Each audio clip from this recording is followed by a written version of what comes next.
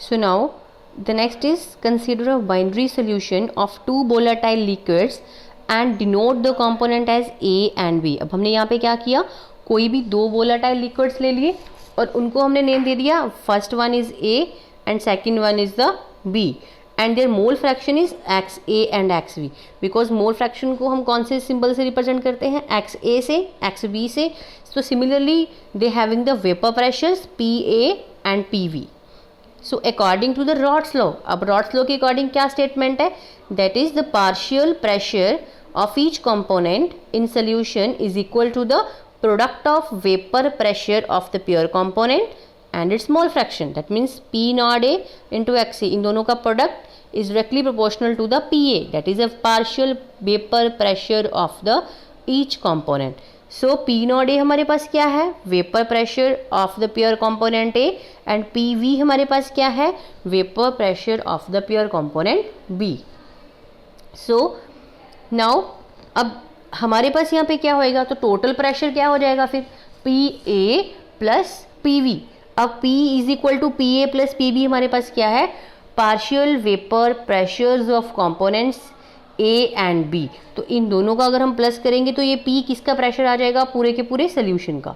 ठीक है. So now putting the values we know that P हमारे पास क्या है, P not A XA plus P not B XB. ये किसकी वैल्यूज फिल की हमने यहाँ पे, PA और PB की. Because from the last page PA क्या था, P not A XA, PV क्या था, P नॉट B XB. तो इसकी यहाँ पे हमारे पास ये आ गया. We know that according to the mole fraction unity हमारे पास क्या है, कब होता है वो unity, when mole fraction that means XA first component का, XB सेकंड कंपोनेंट का is equal to the 1.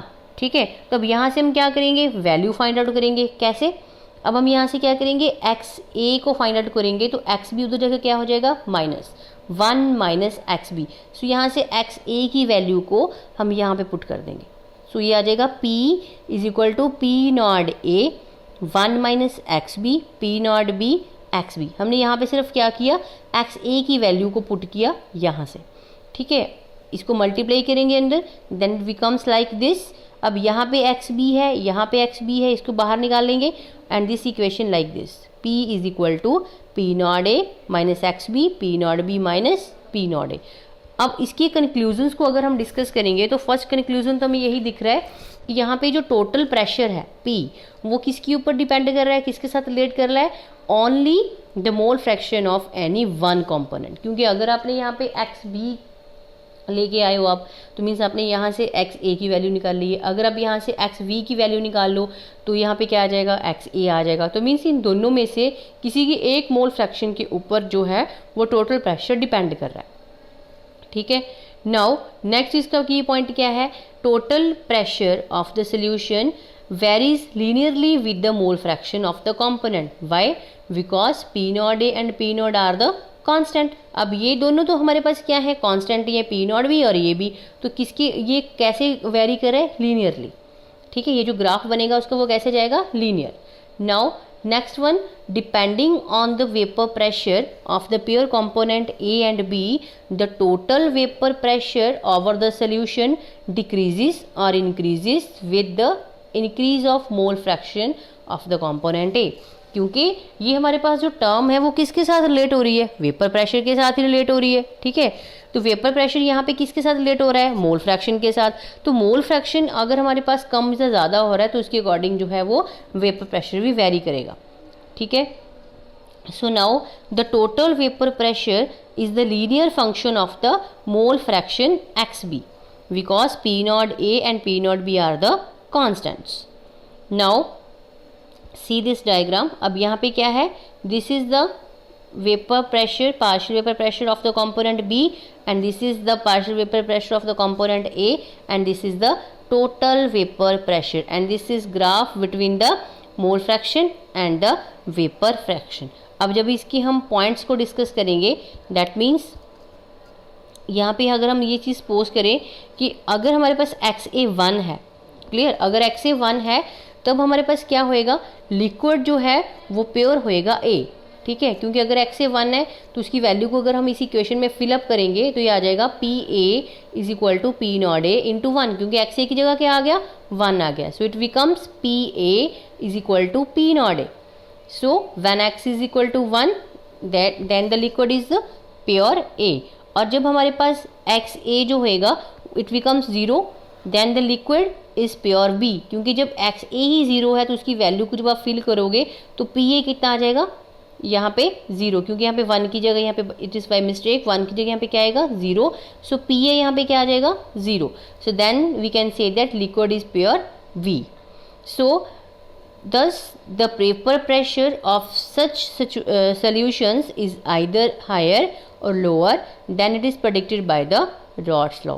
And by plotting the graph between pressure against mole fraction should be give a straight line passing through the P naught A when it is 1 and 0.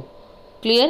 Also when the liquid is pure, x is equal to 1, its vapor pressure equal to P naught A, as the component B is added to the component A.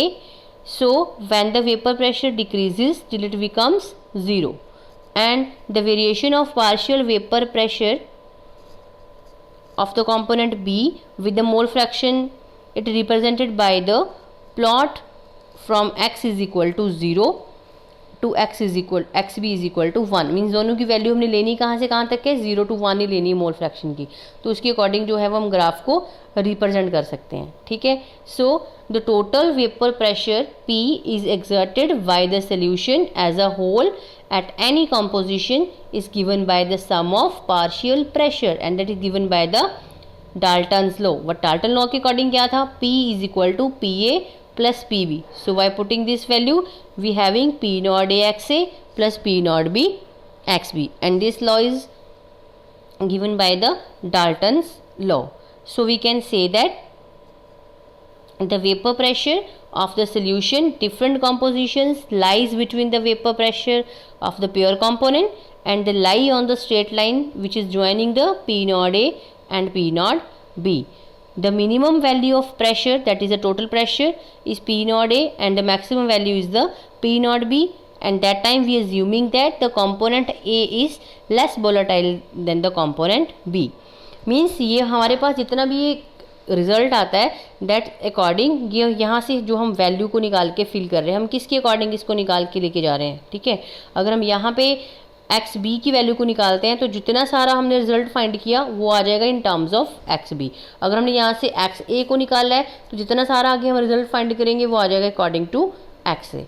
Clear. So this is about the Raoult's law. अब आपने यहाँ से Raoult's law की statement को learn कर लेना है. What is the Raoult's law, कि यहाँ से क्या स्टेटमेंट बनेगी इसकी, that is partial vapor pressure of each component in solution is equal to the product of vapor pressure of the pure component and its mole fraction. Means दोनों का क्या लेना है, हमने प्रोडक्ट लेना है. So this is all about the vapor pressure of liquid solutions. In the next video we will discuss about the vapor pressure of the solids in liquids. Clear. That means Raoult's law containing non-volatile solutes.